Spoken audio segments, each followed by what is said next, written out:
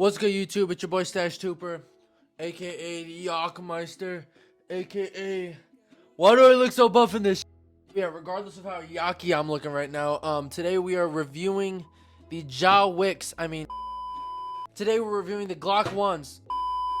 Today we're reviewing the Ja 1 incarcerations. On a real note, today we are reviewing the Ja 1 fuels. For those who don't know, these are the first iteration of Ja's signature shoe line with Nike. I believe they retail for about 120 plus tax and whatever shipping may be included. This colorway released, I think, early July, and I snagged them as soon as they came out. As the time of filming this, I think there are a few other better colorways that came out, such as I think the new EYBL is kind of heat. But yeah, today we're doing a full in-depth for me, performance review of these shoes. And I don't know what I'm waiting for. Let's get right into it. First, let me sip that drink.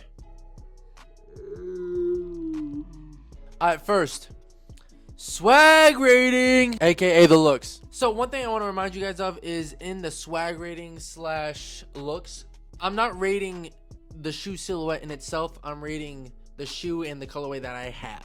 So in this instance, I think these are one of the cleaner colorways of the Ja 1s. But in general, I think the Ja 1s are very, very simple. And personally, me, Stash Trooper, I like to have some unique, beautiful shoes. And while these are, kind of colorful, kind of clean, very simple, I'm not a simple man. Let me get one of my favorite shoes out right now to show you kind of like what I like. Level 1 gag. Something more lines of the chrome domes or the cherry blossoms are more what I like. I like the uniqueness, and unfortunately I think with this silhouette, it doesn't bring anything unique to the table. We've seen shoes like this, such as the LeBron 20s and a few other Nike signature shoes, and just like normal shoes. I think these remind me of Air Force Ones. So again, while I'm not shitting on them and saying they're a bad looking shoe, I think they're rather simple looking, and for that simple reason, I'm gonna give them an 8 out of 10 in regards to looks slash swag. Alrighty, next we're moving on to the fit. So for this shoe, I would say that these fit slightly snug. If you like your basketball shoes to be really tight, I would say go true to size. But I would say that otherwise, I would maybe go a half size up. I wear an 11 most shoes in all Nike, New Balance, Puma, all of them. But I went with 11 with these, and they felt a little tight. And I like a little bit of room on my shoes. So on top of that, in the back, this little area is almost like squarish. Like, I don't know if you can see that on camera, but like on the heel, it kind of goes like into a square, and then it's also like a weird divot here. Honestly, I think it leaves like a little air pocket in the heel, and just again, for all those reasons, I'm gonna give them a 7 out of 10 on fit.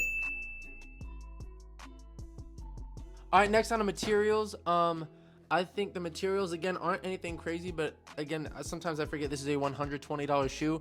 I would say for a $120 shoe, they're actually pretty good. Again, I'm not super technical with these reviews, so again, I'm feeling it. This feels nice. So yeah, overall, I would just go with an 8 out of 10. Again, for 120, I think these are actually pretty good materials.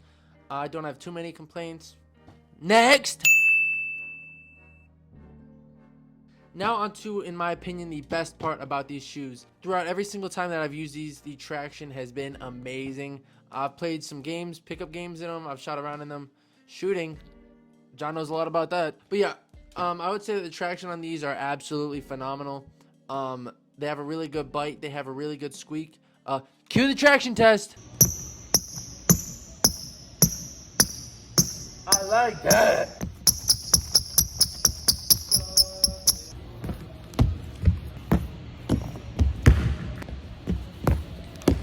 So for the traction, I just wanted to showcase the actual traction pattern.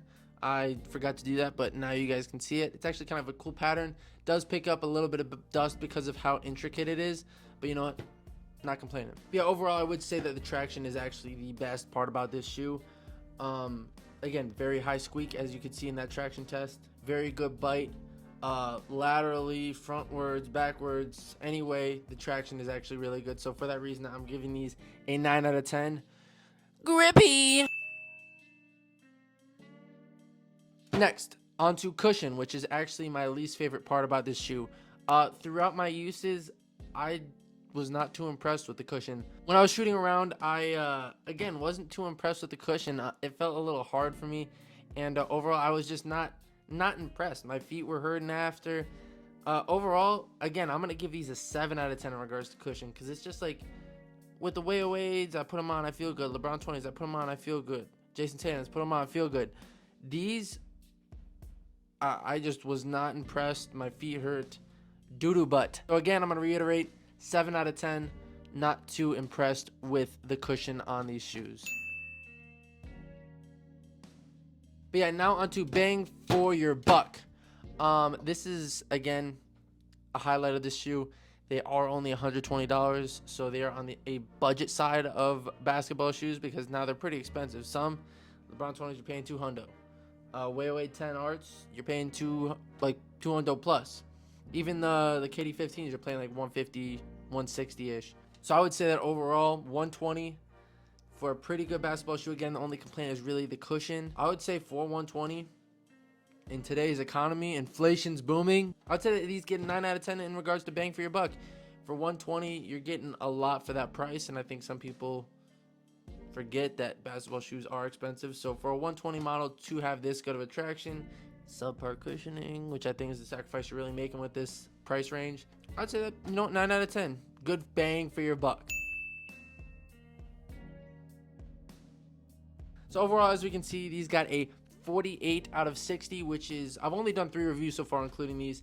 This is by far the lowest.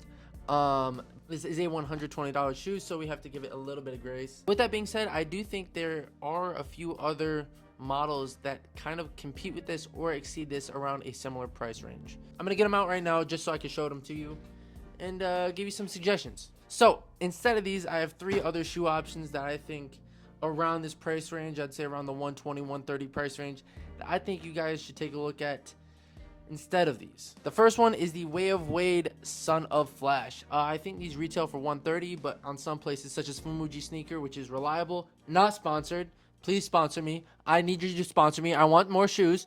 But yeah, these are around 130. But on Fumuji, you can get them for about 105 plus $20 shipping. Again, similar to the Jazz, around 125. And I think these perform way better cushion. I'd say traction is slightly worse. I give these like an 8 out of 10. Full performance review coming soon. But yeah, overall, I would suggest that this is a better shoe at around that price range. And I think the looks are better, way more unique. It has that like flash. I like that. All right, moving on to the next shoe is the JT ones.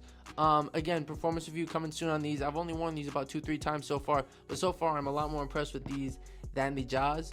The only downside I could see to this shoe so far is the durability, since the traction is made out of foam for the most part. But again, these are 120, same as the Jazz. Pretty available, not hard to find.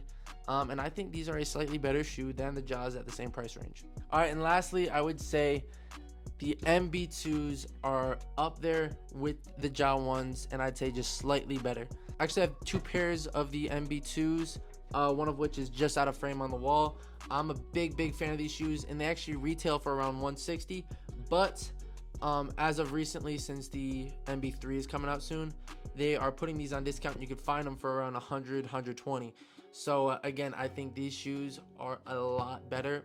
I say traction just as good, cushion way better, better fit, better materials, better feel. So I would say go with the MB2s over the Ja ones. So yeah, even though I gave a few suggestions of shoes you can get instead of these Jaws, I would still say that they are a good shoe. But with that being said, I've heard a lot of great things about these, saying they're the best budget shoe ever. And honestly, I think there are some other alternatives on the market that I am more impressed with and that I like more. And who knows, maybe I need to give these some more time. I think I broke them in. I used them quite a few times. And who knows, maybe I'll do a recap in a month or 2 when I use them a lot more. But for now, I'm not too impressed. Again, still a good shoe, but I expected a lot more from it. So I'd appreciate it if you guys could like, comment, and subscribe. Let me know in the comments if there's anything you want me to add to the shoe reviews. If there's any type of other videos you want me to do, any other shoes you want me to review, what shoe to review next, you name it. Comment and I'll respond to every single comment. That's a guarantee. But yeah, I appreciate y'all for watching this far.